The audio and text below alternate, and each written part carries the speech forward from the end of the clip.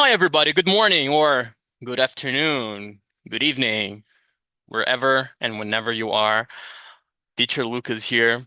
I'm a Brazilian English teacher, and this is me studying. This is how I study. My aim here is to keep my speaking skills sharp to the best of my ability, and I do so by doing active reading. If you're not familiar with active reading, make sure you read the description box down here. But basically, it's an exploratory way of reading. Is Active reading is when you read something in an active way, of course, exploring it, asking questions, speaking, producing language, looking up new words and structures that you might not know, things like that. And again, my aim, my goal here at least, is to practice my speaking skills. So I'll try my best to speak as much as I can. Okay. Let's jump let's jump right into it, all right? This is an article from NPR, which is a website that I love. It has great free content, and of course, you might know them from the Tiny Desk concerts. Yes, they're amazing, but their website also has amazing content, amazing um, news articles, journalistic work. So yeah, this one got my attention. And the headline here is New Novel asks, how much can a male friendship take? All right, first of all, I never read the article beforehand, before this session here. I always try to go into it without knowing uh its content. In this case, what got my attention was the headline, of course, the title. First of all, because it talks about a novel, right? And novel, for those of you who don't know, is a literary genre, a literary ooh, a literary genre. It's a longer narrative. It's normally one single long story, romance, right? And I'm interested in literature. I'm a writer as well. I'm a writer myself. So yeah, it got my attention. And not only that, also this. This new novel asks, how much can a male friendship take? And that's such an interesting question. That's such an interesting topic because you see, when we talk about, I'm a 34-year-old man. I'm a 34-year-old gay man, and it makes a difference. I'll tell you why. Reaching this stage in my life, which I'm a full grown up, no question about it. Friendships, the role of friendships in my life started take friendships in my life started to take a different role, I think. I feel like I'm giving special importance, a lot more importance to my friendships than I used to when I was younger. Because over time, I feel like building and nurturing your connections, your network. And I don't mean business. I mean your network, your support system becomes more and more important, right? Because again, like I said, I'm a gay man. Am I gonna have children? I don't know. Who's gonna be there for me? Who are who are my main connections, my stronger connections be from here on? See? And I'm not doing this with I'm not keeping my friends around with this secret agenda. Like, let me keep you around, let me nurture this friendship so you'll be there for me when I'm older. It's not the point. No, I want them around. I cherish my friends. But yes, it's something to think about. It's food for thought, definitely, right? And especially in this case here, male friendship. How much can a male friendship take? And why is it so special, at least to me? Because males and normally and especially straight males, they tend to communicate less. They tend to talk about their feelings less. They tend to be a lot less vulnerable when compared to women or even to gay men, right? So that's a very intriguing question. How much can a male friendship take? So yeah, let's jump in. First of all, take, the verb take in this case here, what does it mean? It could be a synonym for endure. And endure. The pronunciation here, endure. Yeah. Aguentar, suportar. How much, quanto que uma amizade entre homens, uma amizade masculina, pode aguentar? Então, provavelmente, so probably in this novel, something important, something happens to hinder a friendship between men, right? This friendship probably takes a hit for whatever reason. Let's find out.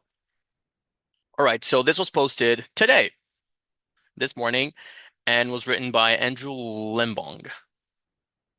Let's go. Is everything okay with the yeah, with the screen? Yes. Okay. Author Eric Huckner's new novel, Dream State, is here, is about a love triangle that tests the decades-long friendship of two college friends. Okay. So two college friends two college, yeah, friends have been friends for decades, and at some point a love triangle happens, so probably the both of them fall in love with the same person. Um, yeah, and this is the author of Dream State, Eric Huckner. Look at him. Hi, Eric. Okay, let's go. Let me let me reframe this. Ah, okay, just a second. There you go. Good. Much better. Okay. Mm-hmm. In a pivotal scene in the new novel Dream State by Eric Puckner, Buds Garrett and Charlie are in college, walking home from a Halloween party. They're dunking on each other the way guys love to do, until Garrett accidentally makes an anti-Semitic joke. Charlie blows up. They fight, and neither of them quite know where to go from here. The novel goes. Okay, let me stop here. In a pivotal scene. Okay, when you take a when you take a pivot in your life, and by the way, let me double check the pronunciation here. I'm pretty sure when you pivot is when you when you pivot, to pivot is to girar, virar, fazer um pivô. Algo que cria uma alteração. Mas quando você vem pro adjetivo, quando você transforma isso num adjetivo, pivotal, I think this pivot goes to pivotal. Let me double check just a second. And mhm.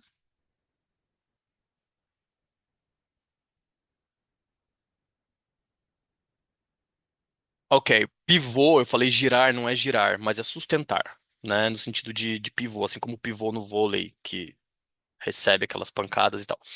Sustenta toda a estrutura. Ahn, é um eixo. É o contrário do que eu falei. Algo gira em torno de um pivô, mas o pivot é. O eixo. Mm-hmm. Pivot and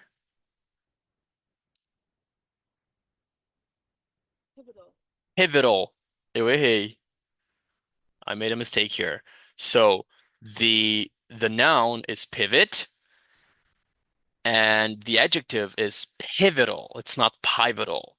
So let's start again. In a pivotal scene in the new novel Dream State by Eric Puckner, Buds, Garrett, and Charlie are in college, walking home from a Halloween party. Okay, so they're buds, they're friends, right? They're walking home from this Halloween party. And why is this scene pivotal? Because something very important happens here. When something is pivotal, it causes a change, right? Yeah, when they're coming back from this Halloween party, they're dunking on each other. To dunk on somebody is to make fun of, to mock, zoar. They're dunking on each other the way guys love to do. Yeah, like guys are like that, right? They dunk on each other. They make fun of each other. This is a way of showing affection for guys. Yeah, they're dunking on each other the way guys love to do until Garrett accidentally makes an anti-Semitic joke. All right, so anti-Semitism is the bigotry, the prejudice against Jews, people who are part of Judaism. They follow the Judaist religion, Judaist? I think so. Anyway, um, Charlie takes offense on the joke and blows up. Ele explode. Now, let me check the preposition. hmm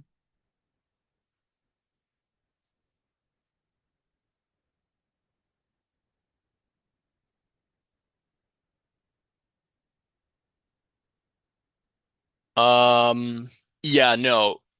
Okay, so the preposition we use with take offense is at. Take offense at. So Charlie, Garrett accidentally makes an anti-Semitic joke, and Charlie takes offense at it. Se ofende com isso. Okay. They fight, and neither of them quite know where to go from there. Yeah, right. I mean, after fighting your friend, how do you recover your relationship? I mean, immediately, what do you do after a fight? What do you say? How do you act? So the novel goes. Male friendship was all about rhythm. It was a kind of song without words, an instrumental you knew by heart. You learned the rhythm together and practice it all the time, for days and months and years, perfecting it by feel, de ouvido. É um instrumento, é um instrumental, é uma melodia que você aperfeiçoa de ouvido, by feel. You don't have the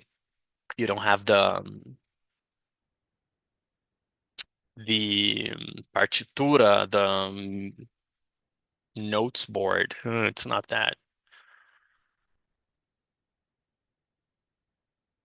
The score. No, not the score. I don't mean that. Yeah, I meant the board. Okay, score, whatever. You don't have the score. You practice it by feel. Male friendship was the swing of your silences, the karaoke track behind the gibberish you sang. Let's reflect on this. Let me read again. This is nice. Male friendship was all about rhythm. It was a kind of song without words, an instrumental you knew by heart.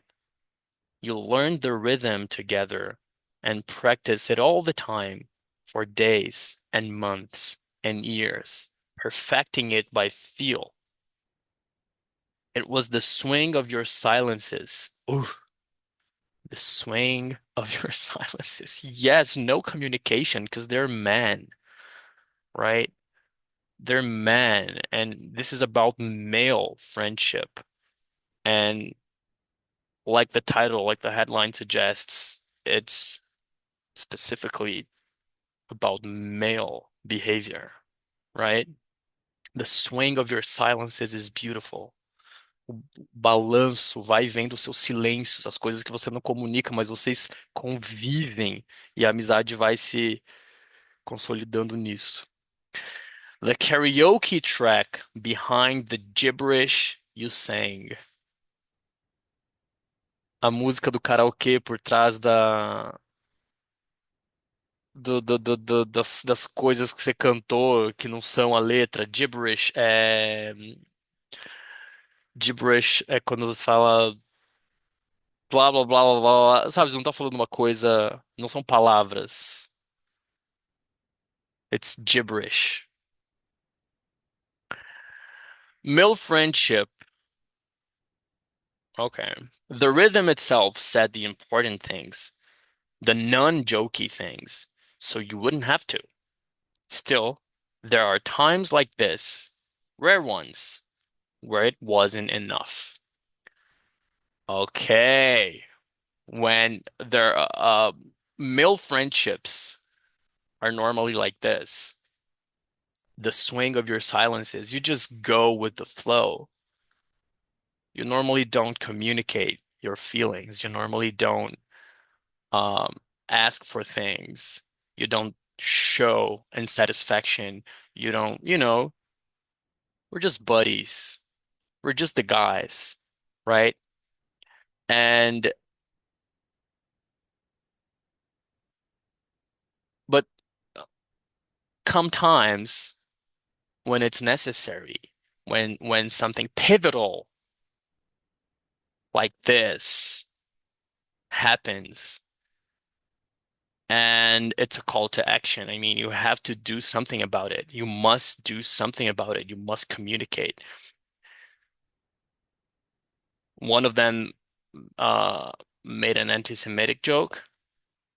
The other one blew up. He's probably Jew. And there are times like this, rare ones, when all of this was not enough. Something got to be done. Some things got to be done. Something has got to be done. Okay, let's move on. Um, Dream State is the latest pick on Oprah's book club. It's also the rare literary novel that examines the different angles of contemporary male friendship. Friendship is such a huge, important part of my life, Buckner said.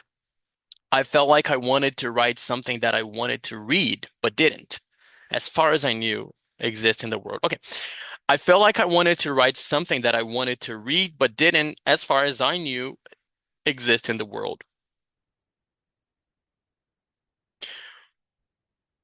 For 19-year-old men like Garrett and Charlie, using expressions like, hey man, I'm sorry, or I love you, may run the risk of ruining the vibe. But Puckner said he wanted to write about how male friendships can change over time. When we talked, Puckner had just gotten back from a trip with his friends. So see, for 19 for 19-year-old men like Garrett and Charlie, using expressions like, hey man, I'm sorry, or I love you, may run the risk of may run the risk of ruining again. For 19-year-old men like Garrett and Charlie, using expressions like, hey man, I'm sorry, or I love you, may run the risk of ruining the vibe. So this is interesting.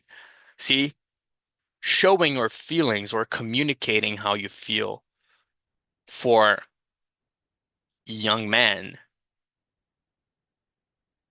may ruin the vibe because guys don't do it, right? And this is an interesting expression. Doing this may cause the risk, may run the risk. So other things that, can run the risk of ruining a friendship is when they both fall in love with the same person. That could definitely hurt a friendship for sure. But Buckner said he wanted to write about how male friendships can change over time. Again, but Buckner said he wanted to write but Buckner said he wanted to write about how male friendships can change over time. E esse can fica pequenininho na frase. Se fosse can't negativo, ficaria mais forte.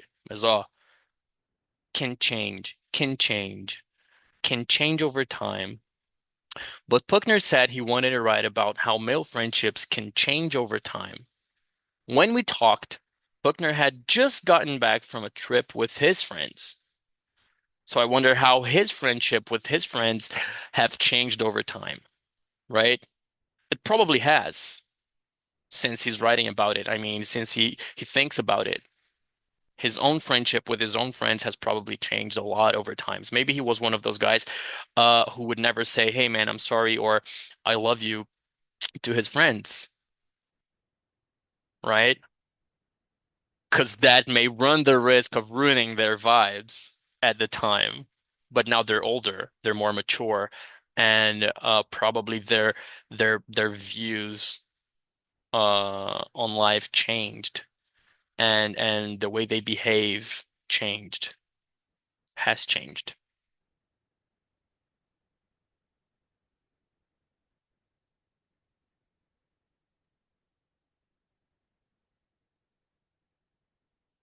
Mhm. Interesting. Um, and he goes, it was a remarkable, oh, sorry. It was remarkable how much of it still involved, sorry. It was remarkable how much of it still, it was remarkable how much of it still revolved around that sort of jokey insult stuff. That's how guys communicate. They insult each other. They dunk on each other. It was remarkable how much of it still revolved around that sort of jokey insult stuff, he said. We play what? What's that? We play euchre, and we drink beer, and we insult each other. The difference now is there's also direct expressions of warmth and gratitude and affection. What the frock is that?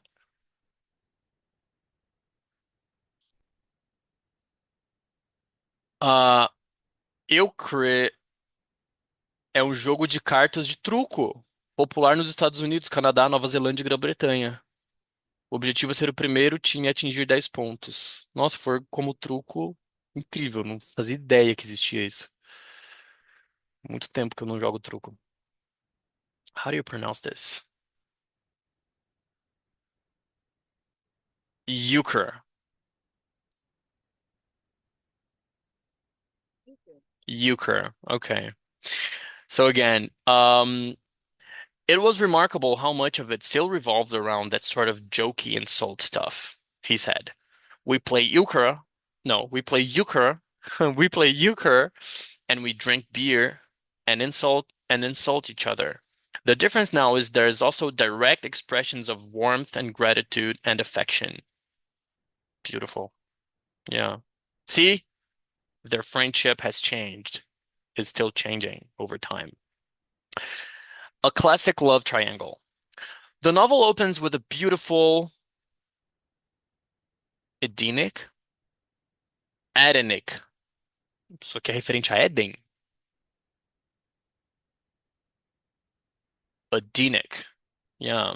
Edenic lakeside wedding in Montana. Edenic.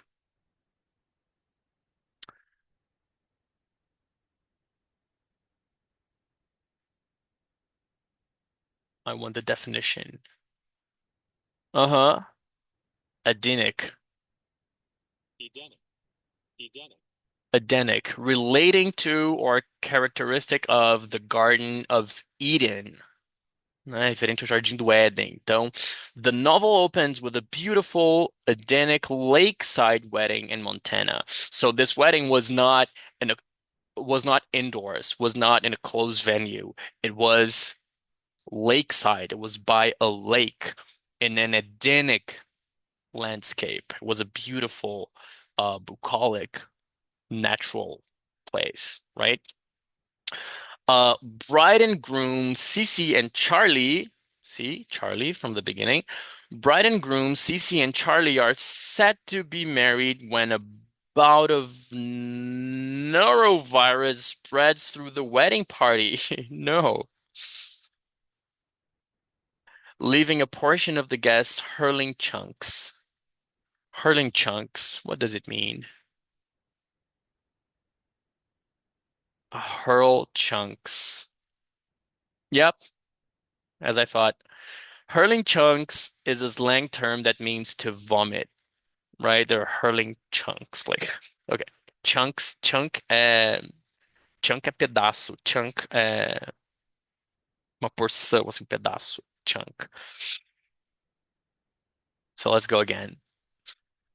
The novel opens with a beautiful Edenic lakeside wedding in Montana. Bride and groom, Cece and Charlie, are set to be married. When you're set to something, when you're set to doing something, when you're set to something, it means you're ready, you're prepared, you're just maybe even about to do something. They're set to be married when a bout of norovirus spreads through the wedding party. So, um, about, let me just confirm the meaning of bout, the definition of bout. Yeah, a short period of intense activity or a specified kind. So in this case, is a specified kind of norovirus, a bout of norovirus, uma variante, uma variante do norovírus. Spreads through the wedding party. So this virus spreads through the wedding. Essa variante desse vírus se espalha pela festa do casamento, leaving a portion of the guests hurling chunks. The novel opens with a beautiful Edenic lakeside wedding in Montana. Bride and groom Cece and Charlie are set to be married when a bout of norovirus spread through the wedding party, leaving a portion of the guests hurling chunks. Um, Corona, coronavirus definitely still exists, right? Of course. A virus doesn't disappear like that. A virus changes, a virus mutates.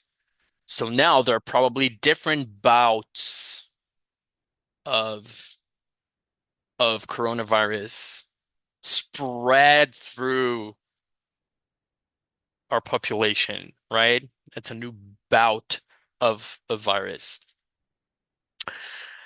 Okay, so this bout of norovirus spread through the wedding party just when the bride and groom were about to get in the ceremony was about to start, and a bunch of people were puking because of this virus. And that's not even the worst thing that happens at the wedding, because Cece, the love of Charlie's life, ends up marrying Garrett instead. Like on the spot, on the day, there. Wait.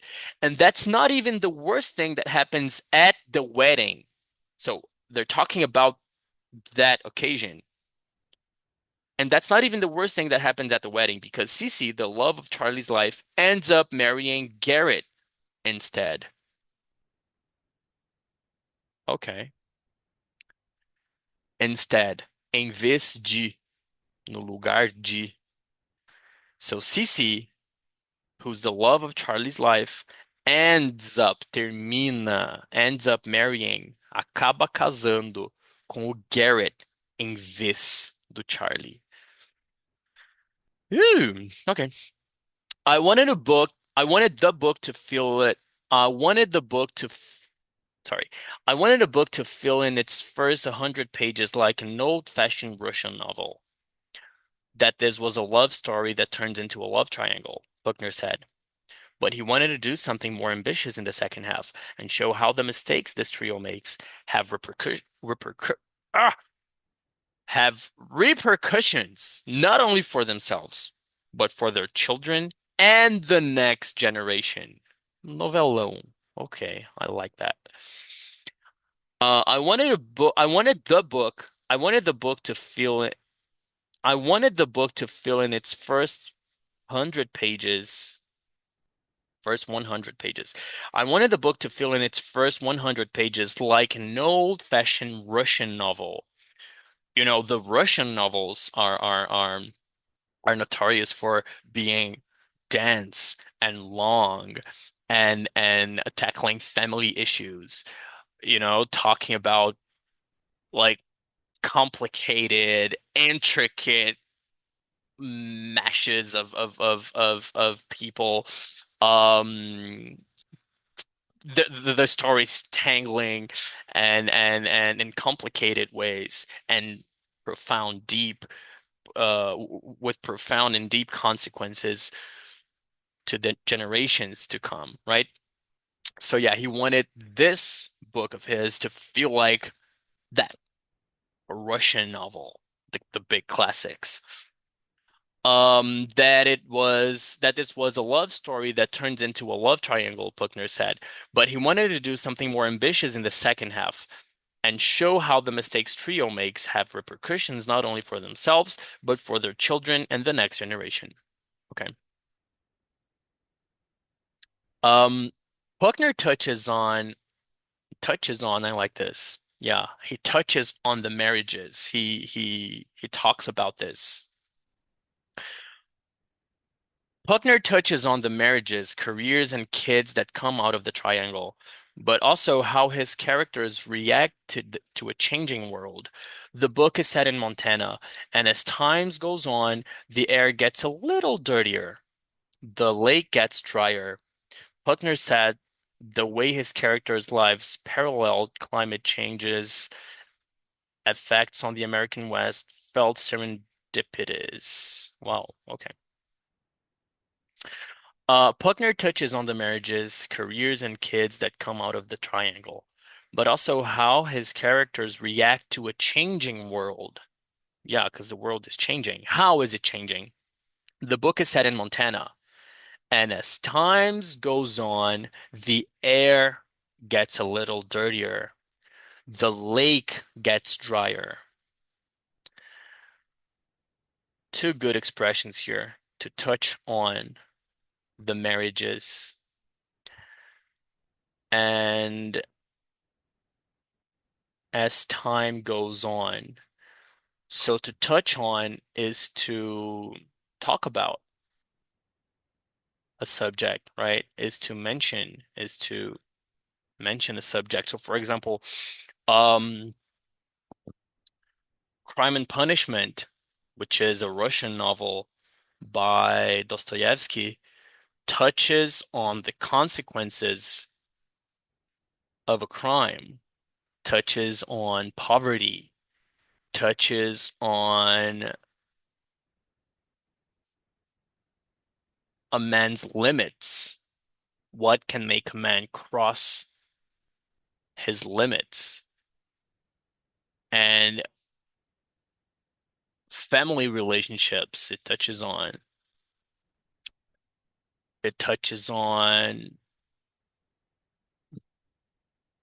regret and maybe no. Yes, regret definitely touches on the power of love.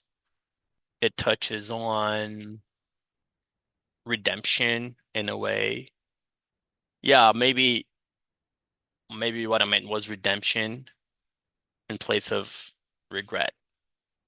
So yeah, when you touch on something is when you talk about something. And this is also good. As time goes on, or as time goes by, conforme o tempo passa, the air gets a little drier, dirtier, the lake gets drier. Buckner said that the way his characters' lives paralleled climate change's effects on the American West felt serendip... não entendi nada. Peraí, entendi nada. Puckner said that the way his characters' lives paralleled climate change's effects on the American West felt serendipitous. I forgot what serendipity means. Serendipitous, occurring or discovered by chance in a happy or beneficial way, like a good light surprise. Okay, so he says that the way his characters' lives progress at the same time as they feel the effects of climate change is kind of a pleasant surprise. Buckner said that the way his characters' lives paralleled climate change's effects on the American West felt serendipitous. So maybe he didn't quite plan to to to make this parallel at first. Maybe, okay, once he set the novel in Montana and once he outlined the the events in the novel, once he created the timeline for the story, he noticed that, okay, so this love triangle has consequences in their lives, and maybe there could be a symbolic parallel between these consequences, these personal family consequences, to the climate change effects in that area and in the world. So that could have been a nice literary surprise because that's a good novel. I mean, that's the recipe for a good novel. When you get to insert your story in a realistic context and show their parallels, show what the story, show how the story is affected by the setting, by the environment, and yeah, there's always a message behind it. Very interesting. Okay, I'll stop here. If you watched up to if you watched up to this point, thank you so much. And yeah, I'll keep reading and I'll see you next time. Bye.